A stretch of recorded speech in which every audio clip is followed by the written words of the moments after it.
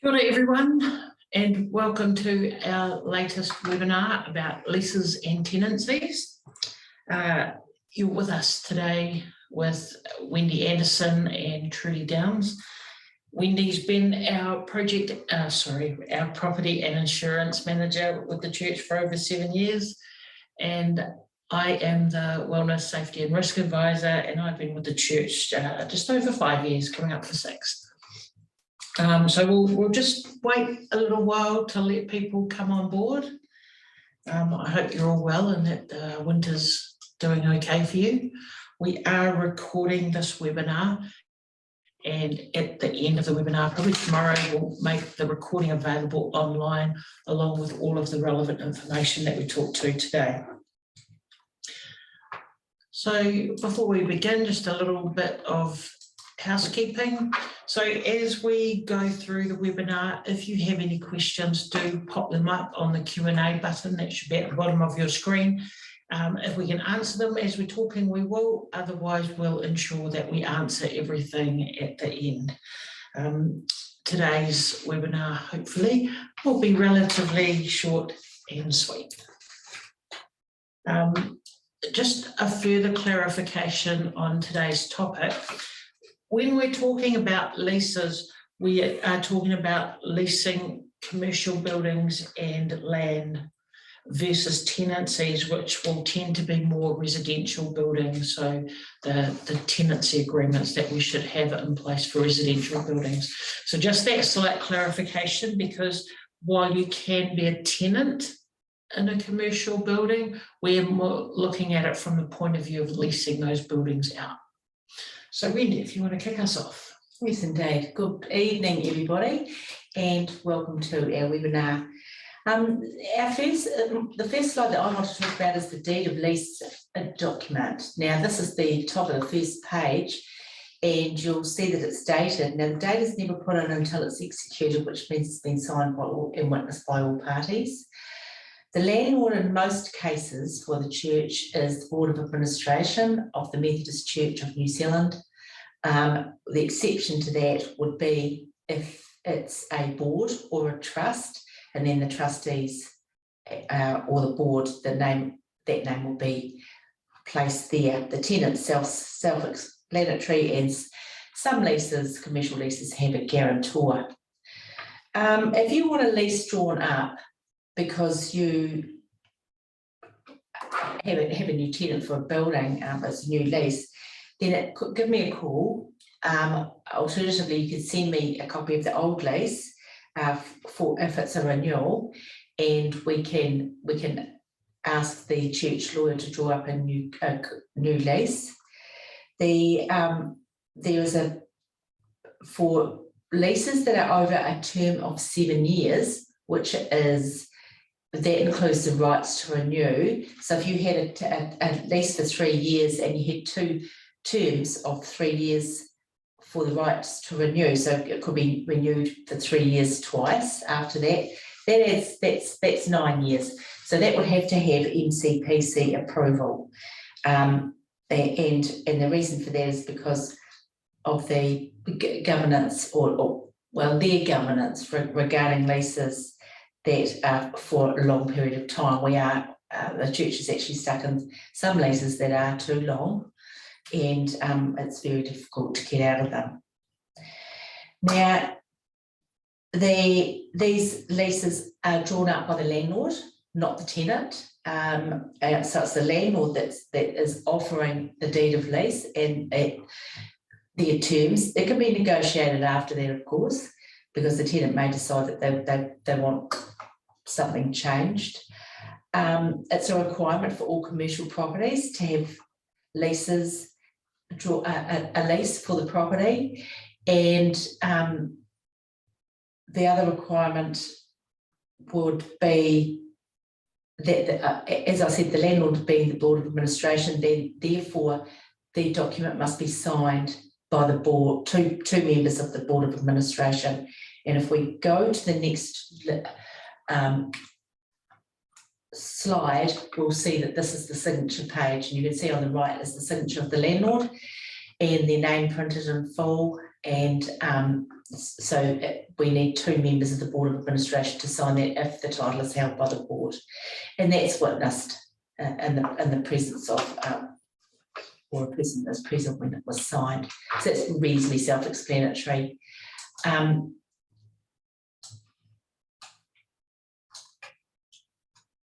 Julie's just got a quick question. We used the latest edition of Auckland District Law Society's lease with additional clauses as required by Bricks and Mortar. Does MCNZ's lease format contain anything different to the Auckland District Law Society document? No, it doesn't. In actual fact, that's the document that the lawyer would use as the starting point, with the some set clauses or sections added, and then some crossed out, depending on what's applicable.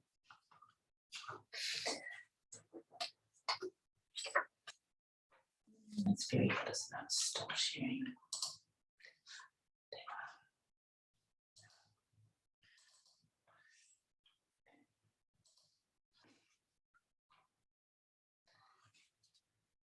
So following on from the signing the document, if you're the landlord, you have certain responsibilities. So even if you are not in the building as a tenant or co-tenant with other people, you're still responsible for the evacuation drills if your building meets the conditions that are in the bottom the bottom right-hand box on your screen.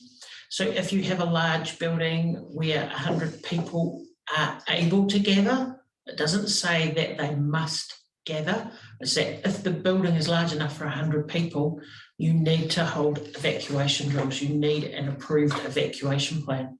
So along with the other conditions that are in that box, if your building meets any of those conditions, you are responsible for the evacuation drills.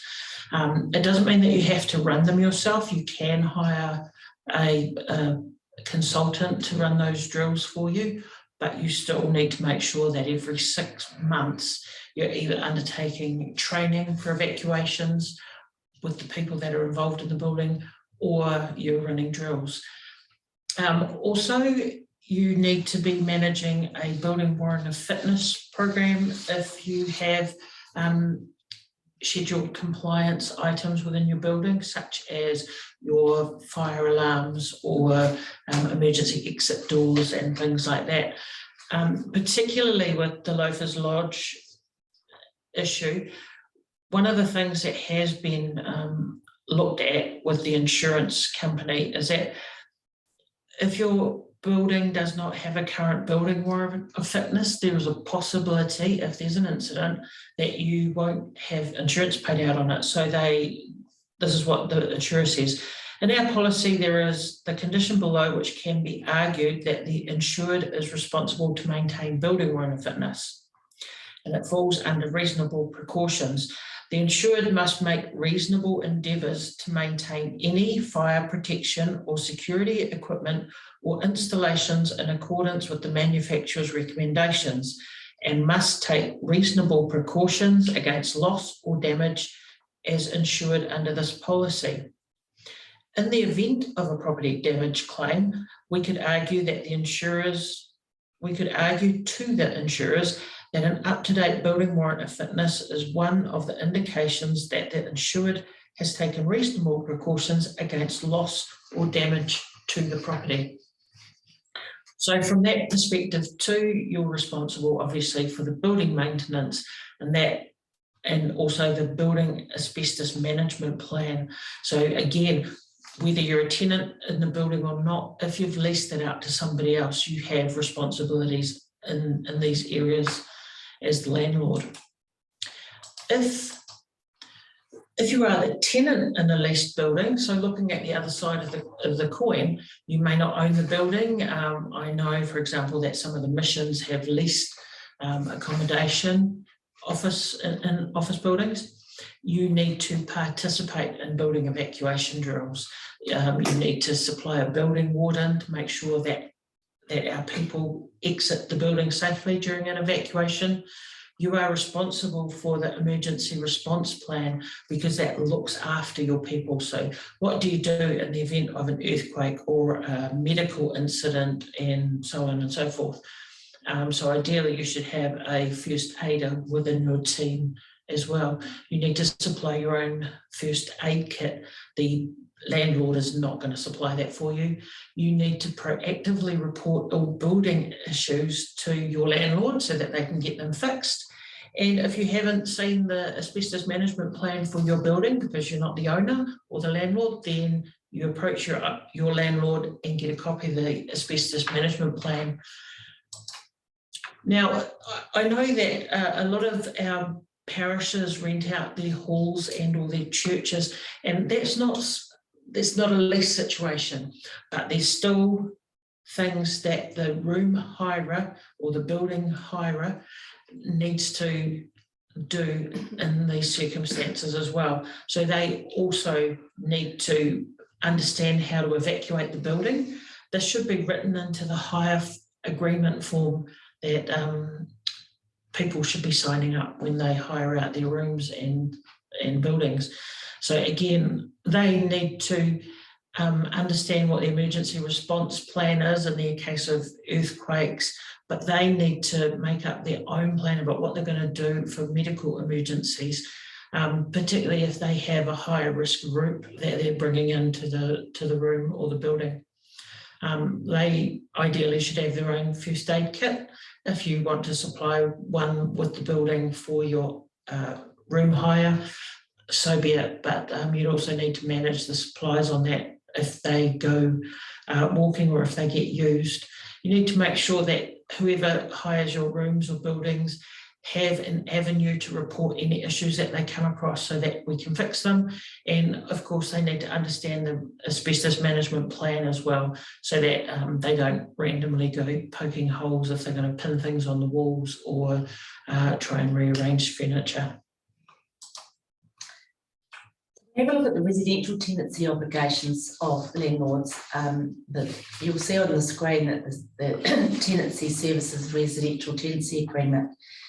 This is a legally binding document, and also it must be completed at the start of a tenancy, signed by both parties, and also provided to the tenant. As I said, it's a mandatory form, and the legal requirement is that all terms of your tenancy are to be written into an agreement, which is on this document, and there's also a mandatory bond that goes to tenancy services. So this is the document you will require if you are renting out property that's not to the presbyter, it's not property for ministry, for the minister. It'll be a residential tenancy agreement. So this is not to be confused with the service tenancy agreement. But what the aim of this webinar is to actually look at the legal obligations of the tenancy agreement, including healthy homes and the other requirements of a tenancy agreement. One of the first things that changed in recent years was smoke alarms. Now, smoke alarms have to comply with all requirements in respect of smoke alarms imposed on the landlord by the regulations, and that the landlords need to have working smoke alarms in the residential property, and any replacement alarms have to have been installed after the 1st of July 2016, unless they're hardwired and a hardwired system. Otherwise, they need to have long life batteries and a photoelectric sensor. And a photoelectric sensor is? Okay, so photoelectric sensors detect objects and changes in surface conditions and other items through a variety of optical properties. It consists primarily of an emitter for emitting light and a receiver for receiving light, and it ascertains the change, and so therefore the smoke alarm goes off. And yes, we got that definition off Google because we're not experts. And just to let you know, the battery for long life batteries for the for the smoke alarms that are required, the 10-year battery life are online around $40. The other thing I would like to say is that the insurance fund can offer reimbursement for the supply costs of a long life battery smoke detector installed in the church-owned residential property. The law requires smoke detectors on all leased properties, and that also includes parsonages. Yeah. Now, healthy home standards. So this has been changes in requirements for compliance over a number of years, starting back at on the 1st of the 7th, 2021. So new tenancies must comply. Any new tenancies after the 1st of the 7th, 2021 have to comply. All tenancies must comply after the 1st of the 7th, 25. So those are tenancies that were before the 1st of the 7th, 21, and Housing New Zealand by the 1st of the 7th, 2024.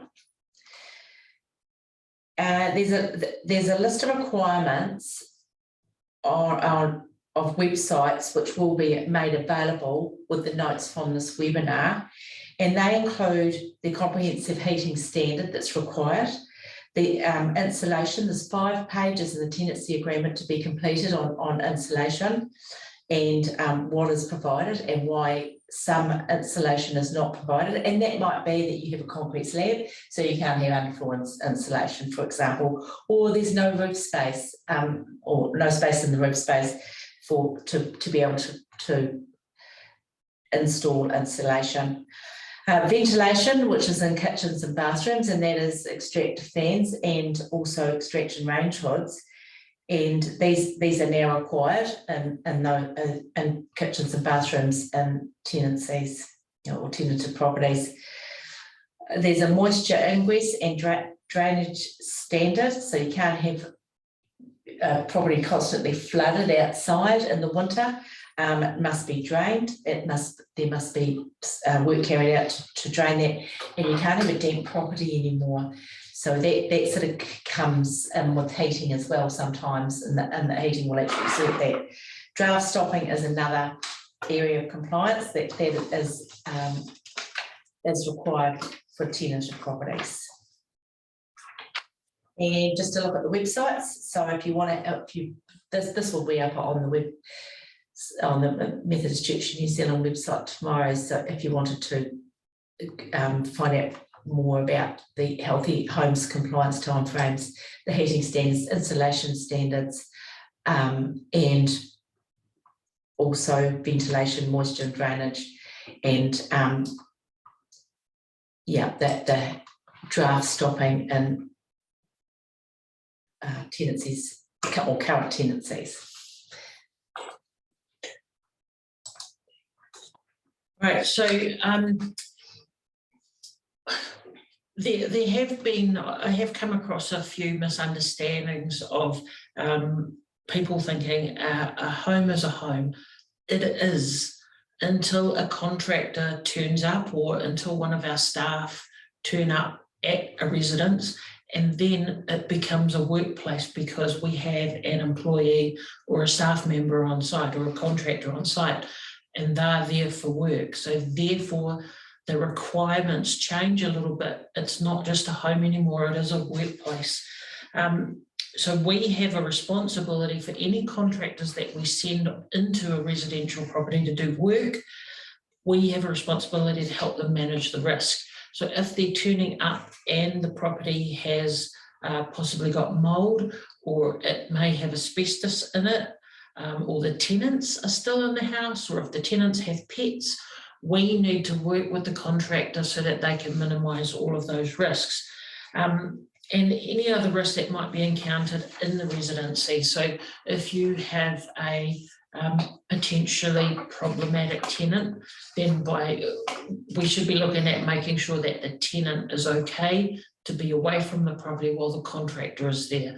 And from that perspective, we need to make sure that the tenant has removed any of their valuables or their loose items so that they don't get accidentally broken or knocked or misappropriated.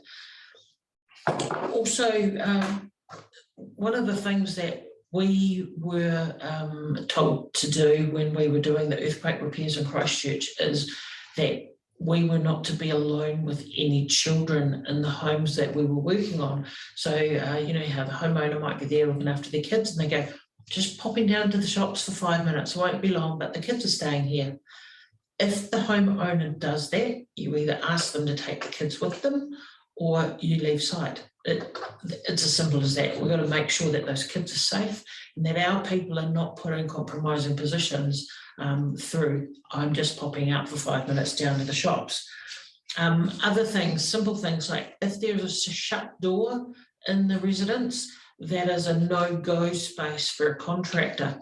I will admit that, again, working on houses in the earthquake repair program, I would open a door while looking at the ground just so that I could vacuum, and then I'd shut the door as quickly as possible. So you've got to run that rule that shut doors are a no-go zone. You don't know if the pet's in there or if that's where the valuables are stored, or it's just not a room you need to go in. So there's rules that you can make up just to help keep everybody safe, that there's no accusations flying around that such and such happened or so-and-so did this. We've got to look after our contractors when they go into residential properties, and yet still make sure that the tenants' rights are not impinged against as well. So that comes down to if you've got an agreed time for the contractor to turn up, that is the agreed time. We don't go making alternate times just because we've had a breakdown. You make sure that the channels of communication are open so that the contractor and the tenant have the same game plan going ahead with the work. Okay, this is the last part of the tenancy agreement that I wanted to talk about, because I'm often asked for the insurance statement, and this is provided to tenants or must be provided to tenants actually, and so this section of the tenancy agreement must be completed. And we have a statement that we can provide. It includes who the insurance company is, which is Concordia Underwriting Agency. We're part of the All Churches Insurance Bureau. Sometimes that needs a bit of an explanation, and the insurance statement clearly outlines exactly what that is. What the excess is, so there's different excesses for different things. So the excess is generally though as $1,000. If there's a water damage claim, the excess is $2,000. Contents excess is also $1,000. The statement also includes information that's relevant to the tenant's damage to the premises. So if they damage the premises, and especially if they deliberately damage the premises, then they will be up for costs to cover that, and they will be up for at least the excess. And also this provides a statement informing the tenant that we also advise the tenant that a copy of the insurance policy is also available should they require that. So complete the table, the type of policy, the policy is a material damage policy, or it might be contents, it might be landlord's insurance as well, and who the insurer is, and the excess amounts, which is also in the statement that we provide. Actually, Trudy, the story you told before regarding valuables being taken away, Yeah. and the importance of that, I do remember a job years ago where the property was repaired and completed, and then I got a call to say that the jewels, the jewellery that was worth a lot of money had been put away in a safe place. It's right, and it was gone, and the only people that could have taken that were the contractors. And it was very interesting because if there's a theft, the police have to be called, and that's the only one that's all you can do really, and that's the advice I gave. Interestingly enough, about 2 weeks later, they called back and said they'd actually found the jewellery in the safe place. They've just forgotten where the safe place was, which was the cylinder cupboard. I have another story of a gentleman who obviously didn't trust banks, so he put all his spare cash into envelopes and tucked them up in a ceiling space underneath the insulation in the ceiling space, under the bats. Now, unfortunately for him, we were repairing the ceiling, so we had to go up into the ceiling space, and we found all of these envelopes. Now, he was away at work for the day, and we're just going, what do we do with this? So we documented it. We didn't have a choice. We needed to say, actually, this is what we found, so that at the end of the day, we could give it back to him and go, please remove it all from the ceiling space, because we don't want any false accusations against us. So you will hit situations like that where you find the safe space that somebody stashed their goodies in. Document it. Phones and cameras are the best thing ever.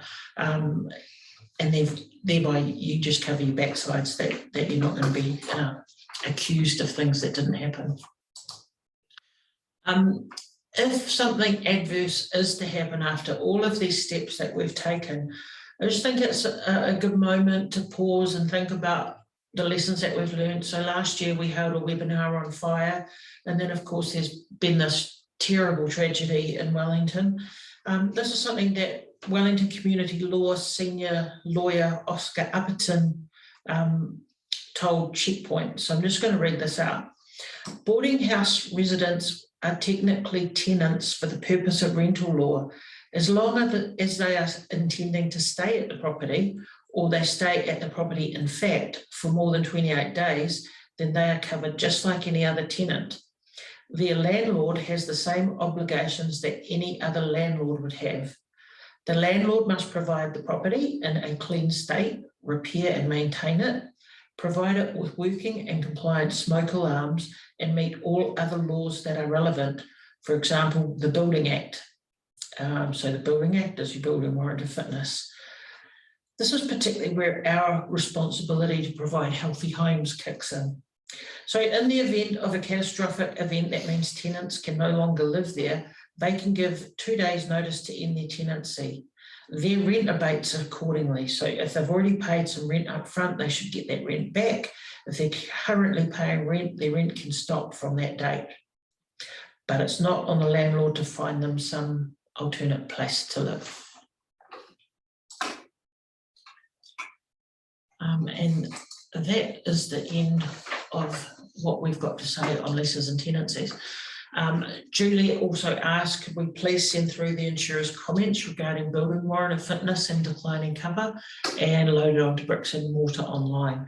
Yes, we'll do that. And I'll probably put this quote from the community law lawyer as well, because I think it's really quite clear where responsibilities lie. I don't think we'll add it to Bricks and Mortar, Trudy, but I will send it out in an e-messenger. That was the plan. And the reason for that is because insurance changes. Right. And the policy is not always the same. And if it's not updated, yeah, it'll be incorrect. So, yeah, it'll be sent out in a separate email because that's the current state of affairs. That's exactly right. And just to remind people, really, the importance of building warrant fitness, should they have an insurance claim? Right. So if there are no more questions, I'd like to thank everybody for your attention and being with us today. We are aiming for our next webinar for in September, on the 14th of September, and we'll be looking at risk management. And all feedback from our webinars is always gratefully received. Feel free to comment, good or bad. And I'd like to thank you for your time and interest in attending. Thank you very much. Thank you. Bye. Bye.